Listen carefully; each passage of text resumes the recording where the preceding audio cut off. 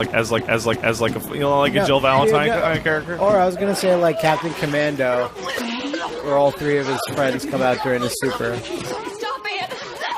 It's the only way. It's a whole lot worse than it looks. Cleanliness is next to godliness, and your mother's pretty fucking close to meeting him right now. Yeah, he's already. Yeah. Whoa! He's already. To show her how to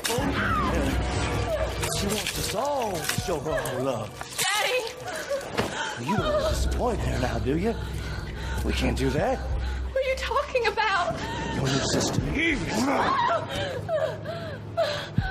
Okay, Dad. I expect to get You're having a moment. I'm just gonna have to teach you a lesson. Daddy! He's gone into you! While you're under my roof, do as I say. I like how Get away! they're not fully crazed out yet. What the? There's a hole in the trophy. Fuck. Get the alligator. Get Sir Gator. Maybe he can help. Okay, Hey, bro. Hey, bro, what up? I guess go serpentine him. Yeah, I'm a badass. Don't even have like a run. Whoa, this is my run. Is it still locked? Sure is. Well, my options are significantly limited now. Off we go. Daddy!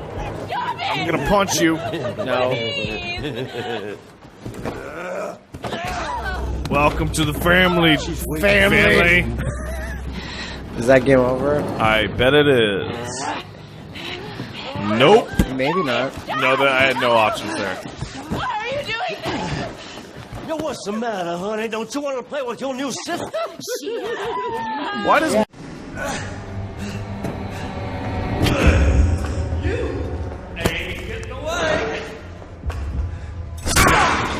Resident Evil 7 has been heralded as a return to form, a classic, uncompromising fright fest, and indeed, it is. In place of pandering blockbuster action, the game delivers intimate horror with a highly focused scope and all the trappings you'd expect from a survival game. No superfluous skill trees or meaningless fetch quests, just the stomach-churning tension of guiding a relatively helpless character out of a waking nightmare.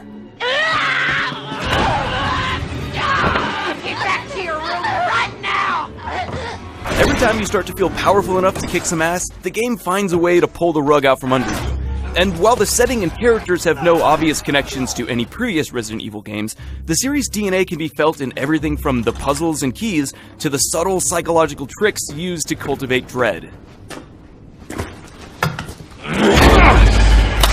I have your attention, boy? You're about to see something wonderful.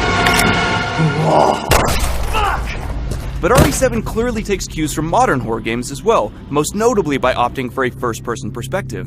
Outlast fans may recognize a lot of structural similarities in large portions of the campaign, which, outside of some optional backtracking to collect items, follows a linear and highly scripted series of events. Annoyingly, that sometimes means wasting ammo on enemies who are not supposed to die until later fights, but at least those moments reinforce the tense, oppressive atmosphere that persists from start to finish. The experience does start to drag a bit by the end, though, as you end up performing similar tasks throughout the game. But make no mistake, there are memorable moments, and when they hit hard. Despite its clarity of vision and prudent restraint in its pursuit of that vision, RE7 still takes a few bold chances to refresh the campaign and renew the horror as you progress.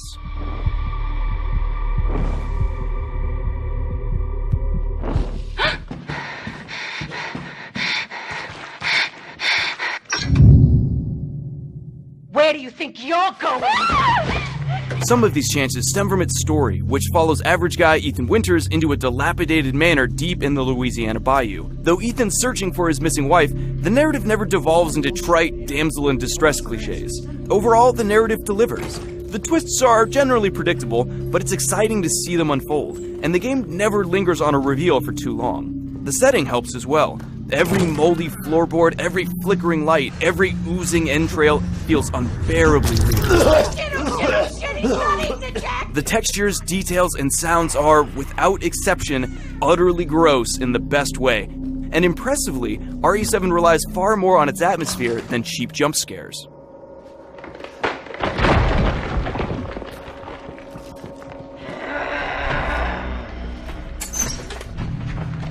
RE7 also smartly uses each family member to different effect. The father Jack provides in-your-face terror, the mother Marguerite demands a stealthier approach, and the son Lucas sets elaborate saw-like traps that keep you off balance and make you wary of things you once took for granted. These different approaches add welcome variety in a way that feels completely natural in the context of the world, enhancing your immersion while mixing up the gameplay. Heck of a thing, sure shit beats the hell out of dying. Outside of the family, collectible VHS tapes add even more variety.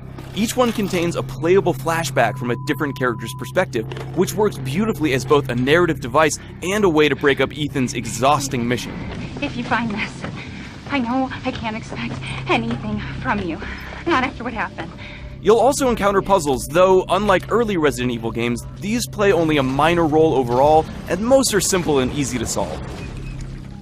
There are, of course, a few things that go bump in the night as well. For those occasions, Ethan has access to a small but diverse collection of weapons. The game contains more guns than I expected, but I never felt superpowered. Not even close. Even the final chapter mainly relies on horror and tension. By and large, RE7 keeps it simple, prioritizing tone over action. And in true survival horror fashion, everything is in short supply. You'll definitely need to manage your limited inventory and carefully scour areas for essential items. Unfortunately, I found most generic enemies to be a little less capable than I would have liked. If they catch you off guard or confront you in a bottleneck, they can be tough to put down. But I could frequently see them coming, and they're neither fast nor smart enough to catch you when you simply run the other direction. Knowing when to run away is arguably part of any horror game, but I still would have preferred something more threatening, especially since I was playing on the highest difficulty available out of the box. Boss fights were also a bit of a mix. One thrilling battle recaptures the classic Resident Evil boss design by throwing you in a creepy, intricate arena, but another more action-oriented fight forced me to win in a specific way that wasn't immediately clear. Thankfully, the game's generally pretty generous when you die, respawning you nearby with all your ammo and healing items intact. Also, if you own a PSVR system, this game does everything it can to deliver a top-tier experience, including a robust set of options designed to minimize discomfort. While I can't imagine playing the entire 12-hour campaign with a headset on, RE7 is undoubtedly an amazing option for VR fans. There's no reason to be mad. It's just an altar. By the end of the campaign, I was ready for the game to be over, but that's okay.